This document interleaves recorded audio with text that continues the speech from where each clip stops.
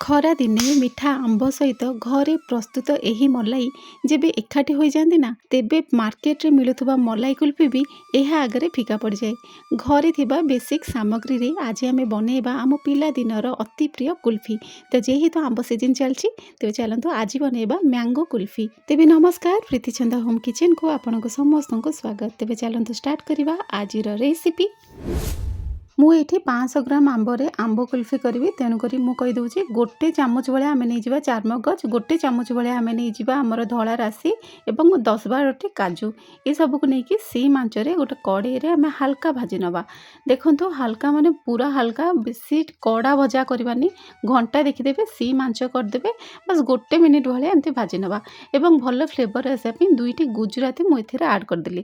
Gujarati add କରିବା ଦ୍ୱାରା ଆମର ବାସ୍ନାଟା ବହୁତ, ଆପଣ ପକଉ ପକଉ କଡ଼େଇରେ ନିଜେ ଫିଲ୍ କରିପାରିବେ, ବହୁତ ବଢ଼ିଆ ବାସ୍ନା ଆସିବ। ହାଲକା ଟିକେ ଭାଜି ହେଲା ପରେ ତାକୁ ତୁରନ୍ତ ହିଁ ଆମେ ଗୋଟେ ଜାଗାରେ ବାହାର କରିକି ଥଣ୍ଡା ହେବା ପାଇଁ ଛାଡ଼ିଦେବା।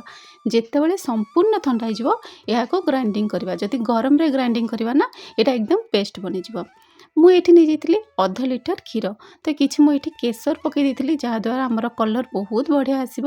ଯଦି କେଶର ନାହିଁ ତେବେ କେଶର ଏସେନ୍ସ ମାର୍କେଟରେ ବହୁତ ଭଲ ଭାବରେ ମିଳିଯାଉଛି, ଇଜିଲି ମିଳିଯାଉଛି। ଆପଣମାନେ କ୍ୟାରି କରିକି ତାକୁ ପକାଇ ପାରିବେ। ଏବଂ ଯଦି କଲର୍ ହେବା ପାଇଁ ଚାହୁଁଛନ୍ତି, 1 ପିଞ୍ଚ ଭଳିଆ ହଳଦୀ ବହୁତ କମ୍ ପକାଇ ନେଲେ କଲର୍ ଆସିଯିବ। ଏଠି ଦେଖନ୍ତୁ ପ୍ରଥମେ ଆମ୍ବକୁ ଆମେ ଧୋଇ ନେଇଥିଲେ ଏବଂ ଆମ୍ବକୁ ଯେମିତି ଆମେ ସବୁଆଡ଼େ ପ୍ରେସ୍ ଏମିତି କରିନେବା, ଯାହାଦ୍ୱାରା ସବୁ ରସ ସେ ଆମ୍ବ ଭିତରେ ରହିବ।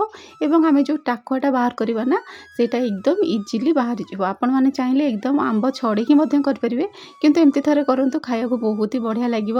ମିଠା ଆମ୍ବ ହେବା ଦରକାର, ଖଟା ଆମ୍ବରେ ବିଲକୁଲ ବି ଏଇଟା ଭଲ ଲାଗେନି।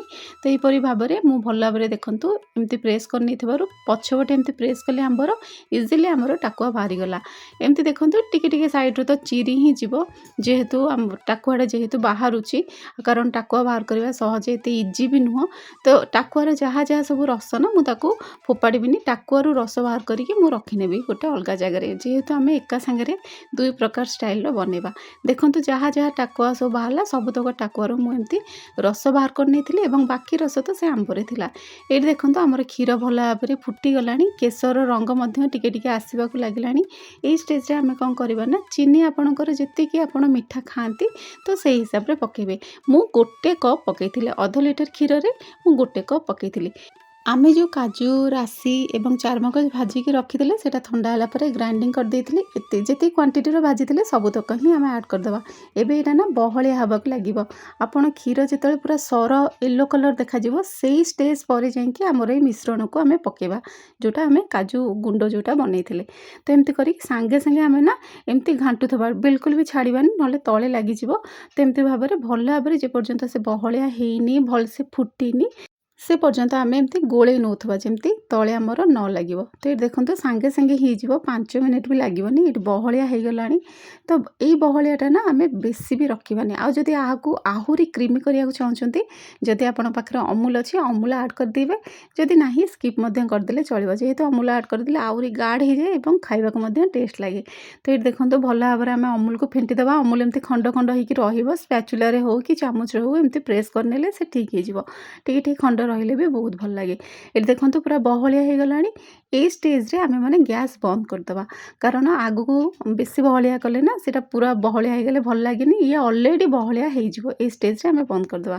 ଆମେ ଯେଉଁ ଆମ୍ବର ଟାକୁଆ କାଢ଼ିକି ରଖିଥିଲେ, ତାକୁ ମୁଁ ଏମିତି ସେଟ୍ କରିକି ରଖିଦେଇଛି। ପଛପଟେ ଏମିତି ଗୋଟେ ଫଏଲ୍ ପେପରଟେ ଦେଇଦେଇଛି, ଯାହାଦ୍ୱାରା କି ସେ ସେଟ୍ ହେଇକି ରହିବ ଏବଂ କିଛି ବି ବାହାରିବନି ଯଦି ସାମାନ୍ୟ ଫାଟିଥିବ। ଏହିପରି ଭାବରେ ଆମେ ଯେଉଁଟା ପ୍ରସ୍ତୁତ କରିଥିଲେ ନା ଆମର ମଲାଇଟା, ତ ସେଇ ସବୁ ଆଡ଼୍ କରିକି ଗୋଟେ ଏମିତି ଫଏଲ୍ ପେପର ନେବା, ସିଲଭର ଫଏଲ୍ ପେପର ନେଇକି ତାକୁ ଭଲ ଭାବରେ ଏମିତି ସେଟ୍ କରିକି ଭଲ ଭାବରେ ବନ୍ଦ କରିଦେବା। ଯଦି ଆପଣଙ୍କ ପାଖରେ ଫଏଲ୍ ପେପର ନାହିଁ, ଟାଇଟ୍ ଟିଫିନ୍ ନେବେ ଏବଂ ଯଦି ଜରି ଅଛି, ଜରିକୁ ବି ଏମିତି ଆପଣମାନେ କୌଣସି ସୂତା କି ରବର ସାହାଯ୍ୟରେ ଭଲ ଭାବରେ ବାନ୍ଧିକି ସେଟ୍ କରିକି ରଖିଦେବେ। ଏଇଟା ହାରାହାରି ନା, ଏଇ ଆମ୍ବଟା ସେଟ୍ ହେବା ପାଇଁ ଖାସ୍ କରିକି ହାରାହାରି 8ରୁ 10 ଘଣ୍ଟା ସମୟ ଲାଗିଥାଏ। ଏବେ ଦେଖନ୍ତୁ ଯେଉଁଟା ଆମେ ଏକ୍ସଟ୍ରା ଆମ୍ବ ରସ ଆମର ଥିଲା, ଯେମିତି ଟାକୁଆରୁ ଆମେ ମାନେ ସବୁ ବାହାର କରିଥିଲେ, ସେଇ ରସକୁ ଆମେ କ'ଣ କରିବା ନା, ଏଇ ମଲାଇ ଯେଉଁଟା ଆମେ ପ୍ରସ୍ତୁତ କରିଥିଲେ ନା, ଏକା ସାଙ୍ଗେ ମିକ୍ସ କରିକି ତାକୁ ଭଲ ଭାବରେ ଆମେ ଗ୍ରାଇଣ୍ଡିଙ୍ଗ କରିଦେବା। ପୁରା ଫାଇନ୍ ଭାବରେ ଆମେ ଗ୍ରାଇଣ୍ଡିଙ୍ଗ କରିବା। ଗୋଟେ ଜିନିଷର ଧ୍ୟାନ ଦେଇଥିବେ, ଏଇଟା ଯେଉଁ ଆମେ ଗ୍ରାଇଣ୍ଡିଙ୍ଗ କରିବା, ଏଥିରେ ବିଲକୁଲ ବି ପାଣି ଆଡ଼୍ କରିବାନି, ନହେଲେ ଏହାର ଟେଷ୍ଟ ବିଲକୁଲ ବି ଭଲ ଆସିବନି। ତ ଏମିତି ଭାବରେ ଭଲ ଭାବରେ ମୁଁ ଗ୍ରାଇଣ୍ଡିଙ୍ଗ କରିସାରିଲା ପରେ ଆପଣମାନେ ଦେଖିପାରୁଥିବେ ଏହାର ଲୁକ୍। ଏବଂ ସେଥିରେ ମୁଁ କିଛି କାଜୁ ଗୁଣ୍ଡ ପକାଇ ଦେଇଥିଲି। ଯେତେବେଳେ ଆମେ ଏହାକୁ ଖାଇବା ନା ଗୋଟେ ଗୋଟେ ବାଇଟ୍‌ରେ କାଜୁର ଟେଷ୍ଟ ମଧ୍ୟ ନେଇପାରିବା। ଯାହାକୁ କାଜୁ ପ୍ରିୟ ତ ତାକୁ ବହୁତ ହି ଭଲ ଲାଗିବ। ଏହିପରି ଭାବରେ ମୁଁ ସବୁତକ ଏମିତି ବାହାର କରି ନେଇଥିଲି। ଆପଣମାନେ ଚାହିଁଲେ ଏକା ସାଙ୍ଗରେ ଗୋଟେ ଟିଫିନ୍‌ରେ ବି ରଖିପାରିବେ। ଯେହେତୁ ମୁଁ ଆପଣମାନଙ୍କ ସାଙ୍ଗରେ ଯେହେତୁ ସେୟାର କରୁଛି ଟିକେ ଭଲ ଲୁକ୍ ଆସିବ ବୋଲି ମୁଁ କିଛି ଡିଫରେଣ୍ଟ ଷ୍ଟାଇଲ୍‌ର କଲି। ଆପଣମାନେ ସିମ୍ପଲ୍ ଗୋଟେ ଟିଫିନ୍‌ରେ ମଧ୍ୟ ରଖିକି ଏହିପରି ଭାବରେ କରିପାରିବେ। ତ ତା ଉପରେ ପୁଣି କିଛି ଗୁଣ୍ଡ କାଜୁ ପକେଇ ଦେଇଥିଲି ଏବଂ କିଛି ଭଲ କଲର୍ ଆସିବା ପାଇଁ କେଶର ଦେଇକି ଏଗେନ୍ ତାକୁ ଗୋଟେ ସିଲଭର ଫଏଲ୍ ପେପରରେ एकदम सेट କରିକି ରଖି ନେଇଥିଲି। ଫଏଲ୍ ପେପରରେ କ'ଣ ହୁଏ ନା ସେ ପୁରା ଭଲସେ ବି ସେଟ୍ ହେଇଯାଏ, କିଛି ପାଣି ବି ଯାଏନି, ମାନେ ଯେଉଁଟା ଆଇସ୍ କ୍ରିଷ୍ଟାଲ ଜମିଯାଏ ନା ସେଇଟା ବିଲକୁଲ ବି ଜମେନି। ଆପଣମାନେ ଚାହିଁଲେ ଟିଫିନ୍‌ରେ ରଖିକି ଗୋଟେ ଏମିତି ଜରି ମଧ୍ୟ ତା ଉପରେ ଯଦି ଏମିତି ରଖିଦେବେ ନା ସେ ସେମିତି ଆଇସ୍ କ୍ରିଷ୍ଟାଲ ବିଲକୁଲ ବି ଜମିବନି। ତ ଏହିପରି ଭାବରେ ସେଟ୍ କରିଦେଇଥିଲି। ଆଉ ଏଇଟା ତ 5 ଘଣ୍ଟା ଭିତରେ ହିଁ ପୁରା ସେଟ୍ ହେଇଯିବ। କେବଳ ଆମ୍ବକୁ ହିଁ ଆମର 8ରୁ 10 ଘଣ୍ଟା ସମୟ ଲାଗେ।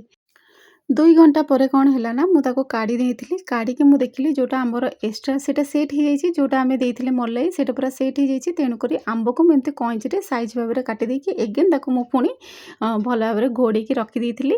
5-6 ଘଣ୍ଟା ଭଳିଆ ଏମିତି ରଖିଦେଇଥିଲି। ମାନେ 2 ଘଣ୍ଟା ଆଗରୁ ତାପରେ 5-6 ଘଣ୍ଟା ହିସାବରେ ଯଦି ଆପଣମାନେ ଦେଖିବେ ନା 8ରୁ 10 ଘଣ୍ଟା ରଖିଲେ କାଫି। 8ରୁ 10 ଘଣ୍ଟା ପରେ ଏ ଦେଖନ୍ତୁ ଆପଣମାନେ ଲୁକ୍ କିଛି ସମୟ ଛାଡ଼ିଦେବେ, 5 ମିନିଟ୍ ଖଣ୍ଡେ ଛାଡ଼ିଦେବେ। ଏଇଠି ଦେଖନ୍ତୁ ପୁରା ଆମର ସେଟ୍ ହେଇଯାଇଛି। ବହୁତ ହି ବଢ଼ିଆ ଲାଗେ ଖାଇବା ପାଇଁ। ମାନେ ଆଇସ୍କ୍ରିମ୍‌ଠୁ ବି ଏଇଟା ବହୁତ ପସନ୍ଦ ଆପଣଙ୍କୁ ଆସିବ। ଖାସ୍ କରିକି ବହୁତ ଭିଟାମିନ୍ସ ବି ଅଛି। ଘରେ ଆମେମାନେ ବନେଇଛେ, କିଛି ଆମ କେମିକାଲ ପକେଇନେ। ଆଉ ଗୋଟେ ଗୋଟେ ବାଇଟ୍‌ରେ ନା ଆପଣମାନେ ଏମିତି ସ୍ୱାଦ ନେଇପାରିବେ। ତ ଆମର ରେଡ଼ି ହେଇଗଲା ମ୍ୟାଙ୍ଗୋ କୁଲ୍ଫି। ନିହାତି ଭାବରେ ଏମିତି ବନାନ୍ତୁ। ଏବେ ଚାଲନ୍ତୁ ଦେଖିବା ଆମର ଆମ୍ବର ଅବସ୍ଥା କ'ଣ ଅଛି। ତ ଆମ୍ବ ବି ଭଲ ଭାବରେ ପୁରା ସେଟ୍ ହେଇଯାଇଛି। ସତ କଥା କହିବି ମୁଁ ହସୁଛି ଆପଣମାନଙ୍କ ସାଙ୍ଗେ ସେୟାର କଲା ବେଳକୁ ଏଇଟା ସମସ୍ତଙ୍କୁ ପସନ୍ଦ ଆସିଲା। ଆମ୍ବ ତ ଏକଦମ ମିଠା ଥିଲା। ତ ତାପରେ ଏଠି ଯେଉଁ କୁଲ୍ଫି ଆମେ ଆଡ଼୍ କରିଥିଲେ ସମସ୍ତଙ୍କୁ ବହୁତ ପସନ୍ଦ ଆସିଲା।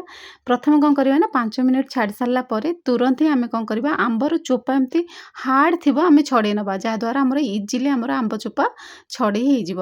ତ ଏହିପରି ଭାବେ ମୋର ତ ହାତ କ'ଣ ହେଇଯାଉଥାଏ, ଏତେ ଥଣ୍ଡା ଥାଏ ଯେ ମୁଁ ଛଡ଼େଇଲା ବେଳକୁ ମୋ ହାତ କ'ଣ ହେଇଯାଉଥାଏ। ମାନେ ବରଫ ଧରିଲା ବେଳକୁ ହାତ କ'ଣ ହେଇଯାଏ ଆପଣ ତ ଜାଣିଥିବେ। ସେମିତି ମୋ ହାତ କଷ୍ଟ ହେଉଥାଏ। ତଥାପି ମୁଁ ଟିକେ ଟିକେ ରହି ରହି ସାଙ୍ଗେ ସାଙ୍ଗେ ସବୁତକ ଆମ୍ବର ଏମିତି ଚୋପା ଛଡ଼େଇ ନେଲି। ତ ବହୁତ ଇଜିଲି ଛାଡ଼ିଯିବ। କିଛି ବି ଏମିତି ଟେନସନିଆ କାମ ନାହିଁ। ଗୋଟେ ଜାଗାରେ କିଛି ବରଫ ରଖିକି ଆମେ ଛଡ଼େଇକି ଏମିତି ରଖିଦେଉଥିବା। କାରଣ ଯେମିତି ଆମର ଗରମ ହେଉଛି ନା ସାଙ୍ଗେ ସାଙ୍ଗେ ଆମର ମେଲ୍ଟ ହେଇଯାଉଛି। ତେଣୁକରି ଏମିତି ବରଫରେ ରଖିଦେବା। ରେଡ଼ି ହେଇଗଲା ଆମର ମ୍ୟାଙ୍ଗୋ କୁଲ୍ଫି।